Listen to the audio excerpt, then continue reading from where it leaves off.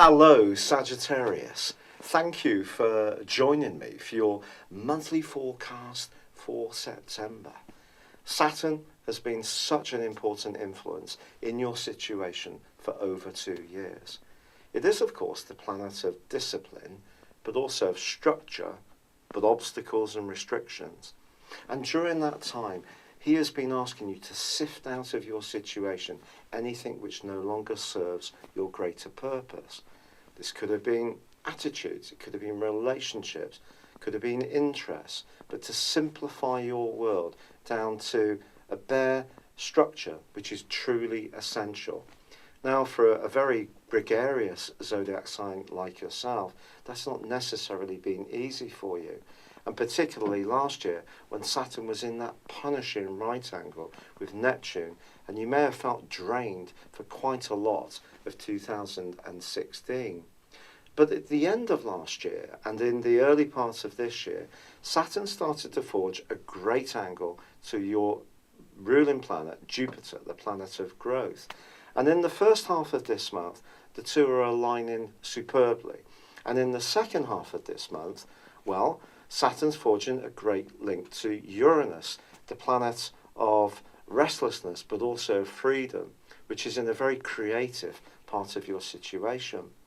I think it's important for you to recognize there are some deeper foundations shaping up in your situation, which may not necessarily instantly be obvious at the very start of this month. But as this month goes on, I hope you can become more conscious of them. But the story of September itself, in terms of the inner planets, sees the Sun right at the top of your scope, in the most visible part there is, the 10th solar house, the midheaven. This is how you link to the wider world. This is about your desire for recognition or for fulfillment when it comes to your goals and ambitions. Now, the Sun, ironically, is checked by the rather dreamy, draining influence of Neptune. And there is also a full moon on the 6th, which is asking you to balance your hopes and expectations in terms of these goals with your deeper needs in terms of your personal situation, your home life, and your very closest relationships. If there is a situation where you're needing to really concentrate on what's important to you, it may be that you need to be more assertive with the people at the heart of your world. So, for example, about sharing the domestic load, so it's spread out a little more fairly, if generally it has fallen more to you. Or perhaps you need to be more appreciative of the things that people do to provide that platform for you to sparkle and shine. And finding that balance is not necessarily going to be easy. If you have got any emotional stuff going on, it can deflect you from the goals and the desires you have. And that is something you do need to be conscious of, because it's not just the Sun that's going to be opposed by Neptune. It will also be Mars, Mercury, and Venus at later points in this month. So your sensitivity to those foundations is hugely important if you want to shape your future destiny around your highest hopes in a purposeful way as possible. Now, of course, there has been a retrograde of Mercury, and this continues through to the 5th, and then it goes into forward motion. Mars also moves on the same day into that elevated zone of Virgo. Now, Mars in this location can actually be very good because it's going to give you more self-belief. Saturn may have had a tendency to, at times, make you feel bereft of a sense of confidence, but now you're going to feel much more plucky and in the mood to demonstrate to people just how talented you are and how much responsibility you can take on. And this extra assertiveness and confidence can certainly be very good if it's used properly and well. However, with Mercury going into direct motion, it's in the part of your horoscope that's to do with adventure, travel, higher education, knowledge, but also links with people. And your links can be very importantly emphasised between the 5th and the 9th in this regard. But Mars then is going to start to move forwards and penetrate deeper into your 10th house. And this is going to help you to think much more about your role in life. If you're really satisfied with that, this can be an opportunity to push on. If you're not, you may be heading in a new direction or thinking very carefully about the recognition you do or don't get from other people. I think the 19th is going to be a really key point for you, because on that day, well, Mercury returns to the point in Virgo when the retrograde first began on the 11th of August.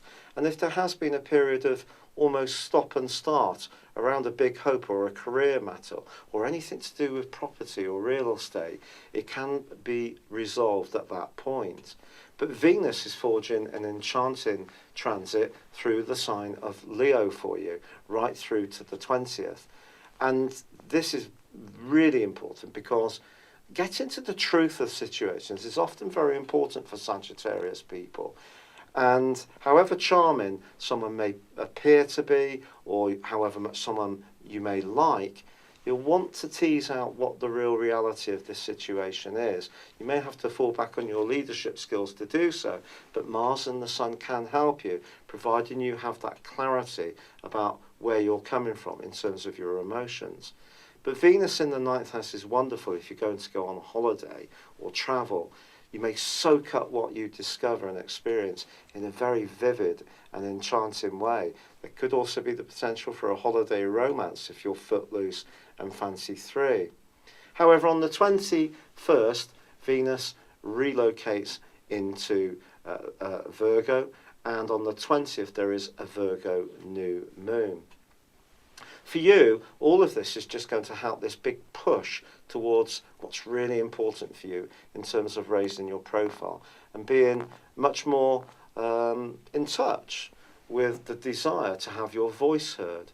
But you can use a variety of different approaches, because Mars and Venus are going to be combining really positively. So you can come across as someone who has authority, but also has a degree of delicacy as well. That combination is really nice. And the new moon can just see you much more in tune with what you want at a deeper emotional level, not just being driven by the sun, which is very much about desire.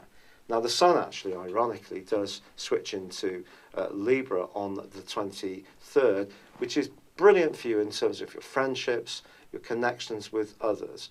And of course, because Saturn forges that link with Jupiter, which is in the sign of friendship in Libra at the start of this month, in the first 2 weeks, and then with Uranus, which is very much to do with sociability in the last half of this month, as the sun moves on the 23rd and is joined by Mercury on the 30th, I think there can be a jollier time to be had.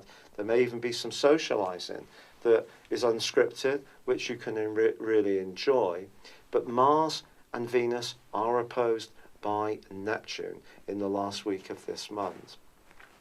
So whatever it is you desire, be very, very careful that it feels right at an emotional level. This is absolutely crucial.